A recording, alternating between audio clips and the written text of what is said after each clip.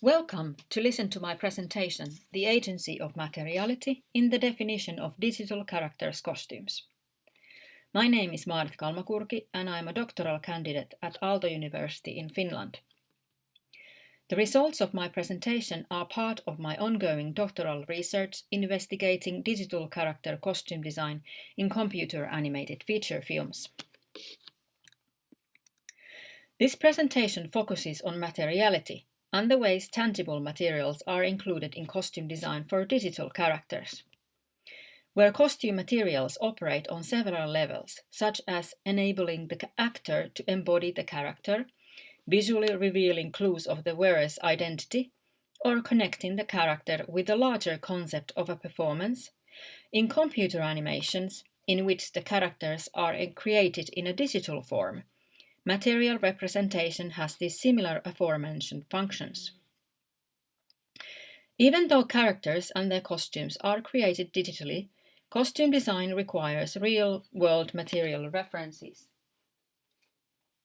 Real tangible materials, especially their texture qualities, are explored as part of the digital characters costume design development, as well as copied and reproduced in a digital form for character costumes.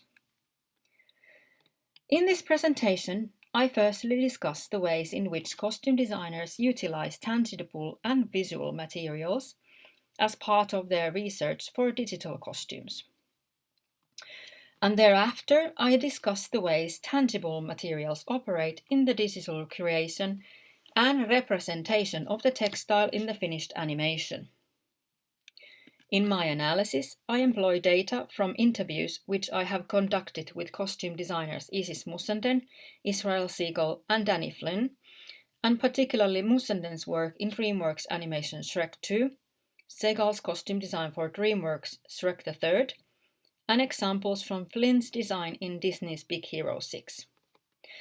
These three designers offer a view from a different design perspectives, as well as these three animations represent films that have been produced in a nearly 15-year time frame. I connected the interview data with Tim Ingold's ideas of tangible material substance, in which all surfaces have a distinctive texture and the composition of an object is conveyed through its textural form. I also draw ideas on Jane Harris's remarks that the creation of the digital material surfaces relies on their physical real-world versions, and that also digital material properties are informed initially by their surface. Therefore, I argue that texture plays a key role in the definition of material agency in digital character costume design. In digital character costume design development, costume designers conduct visual and material research.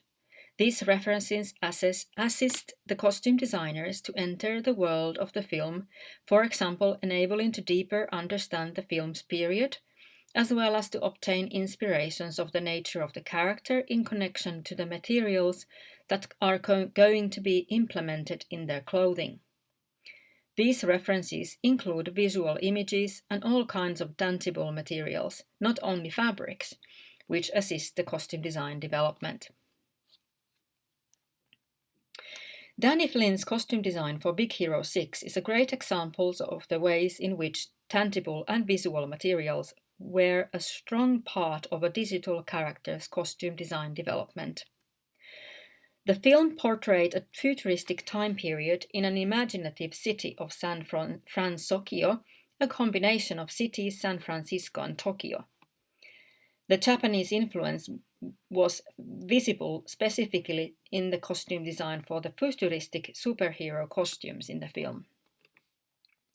The majority of Flynn's costume design development included tangible material research. Flynn owns a second-hand clothing store in Los Angeles which specializes in Japanese avant-garde clothing brands.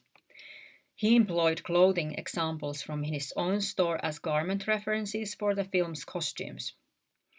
In addition to the Japanese clothing, Flynn explored all kinds of imaginative materials, not only fabrics related to garment making.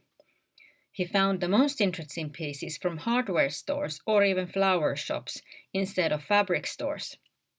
For example, plastic shower curtains provided a variety of shiny materials, or bathroom mats that have a rubbery surface underneath were interesting textures to implement in the designs. These different tangible material references were a major part of Flynn's costume design development for digital characters. Character Baymax is one example of the ways tangible real-life references were employed in the character design development. When Baymax was at first presented to Flynn, he told me that, quote, the character looked like a Michelin man from this old American tire company, end quote. Flynn felt that the design should be altered to a more contemporary form. As one option for the character's surface material, Flynn presented a white skirt by Gomme des Garçons. It consisted of a thick, soft inner layer, which made the skirt material surface feel and look softer. The plastic air pillows inside the hemline created a soft, round appearance. The softness of the skirt texture and the round design corresponded with the character's design, and consequently, these tangible material references assisted the character design development of Baymax. The real-world material references and their connection with the digital creation of the material texture links with Tim Ingold's idea that all surfaces have a distinctive texture which informs the object's composition. While recognizing the texture, the spectator understands the perceived object. Ingold states that surface textures are composed of variations of pigment, illumination, and especially light and shade. Arguably, as tangible materials are understood through their distinct textural qualities, tangible materials are essential references for the definition of the digital costume material. I connect this with the reason why costume designers employ tangible materials in digital character costume development. In the case of Baymax, the examination of the dress texture enabled to understand the look of the material in real life first, and then implement the texture in the character design. Similarly, digital objects are understood by perceiving their texture qualities. I find that Ingold's idea on texture defining the object links with Jane Harris's remark concerning digital materials, as she states that, quote, general perception of computer-generated constructed forms, their material characteristics and properties, is informed initially by their surface, end quote. This means that surface textures define both real-world and digital objects, where Ingold stated that real-life surface textures are understood by their pigment, especially light and shade. Harris adds that digital textures are also determined by the composition of shaders applied to the 3D form. So according to these examples, in both cases, tangible and digital, colors, light, and shadows create the textures which are important in the definition of the surface texture. Jane Harris also agrees that the creation of digital material surfaces relies on their physical versions in the real world. This supports my remarks from the interviews, where the costume designer explained that the real material references were necessary for the costume design development, as well as in animating the digital textures on the costumes. Clear examples of the ways in which tangible materials transformed as their digital versions are visible in Isis Mussenden's costume design for Shrek 2 and Israel Segal's work on Shrek the Third. In both films, tangible material textures were recreated into a digital form by utilizing references that Mussenden and Segal provided for the computer animation. For example, Musenden designed a silk tunic for Prince Charming, which gold color responded to the character's flamboyant personality. In addition to the character's costume drawing, Musenden provided fabric references of shiny sateen for the animators who executed the digital creation of the costume and its material texture. The material samples assisted the understanding of the shine and the woven pattern on the sateen in real life. Both textural qualities are reproduced well in Prince Charming's tunic in the film. The tangible material references were important for the successful reproduction of the tangible texture. The shiny surface and accurate depth on the weave work as the material agency in this digital material reproduction, and consequently, the material is perceived and understood as shiny sateen in the digital costume.